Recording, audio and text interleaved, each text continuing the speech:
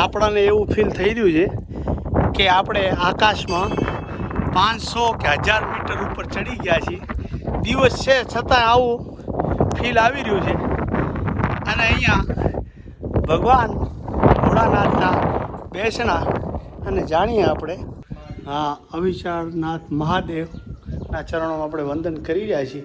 અને અહીંયા ભગવાન દાતાત્રીનું અહીંયા છે ફોટો અને આ બાજુ ભગવાન સદાશિવ.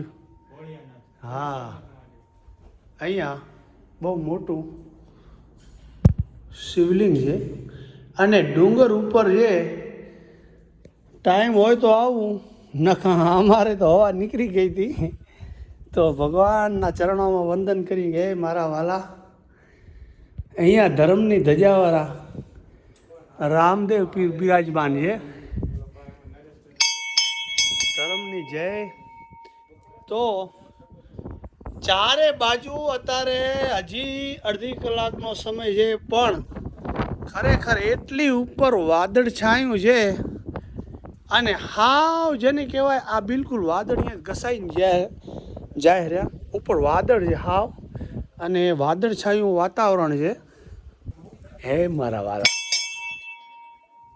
અહીંયા હમણાં થોડી વાર પહેલાં નીચે ખેતરો, ઝીણા ઝીણા તળાવ એ બધું દેખાતું હતું, પણ એકદમ જેને કહેવાય કે એકદમ વાદળા તમે જોતા હશો એ ઘસાઈ અને જઈ રહ્યા છે. જોયો? એટલું સુંદર વાતાવરણ છે, સુરતથી સુહામણું. અહીંયા વાદળ તમે જોજો, તમને દેખાતા હશે બિલકુલ. એ સામે લાઈટ પર વાહન જાય છે, નહીં દેખાય. આવી રીતે એડ્રેસ શું છે આપણે જાણવાની કોશિશ કરીએ. હવે એડ્રેસ બતાવો.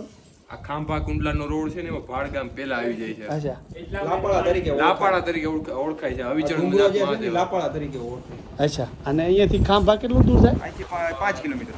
અને જિલ્લો તાલુકો કયો? તાલુકો ખાંભા, જિલ્લો અમરેલી. વાહ વાહ, કેટલું આ પ્રાચીન સ્થળ છે ને?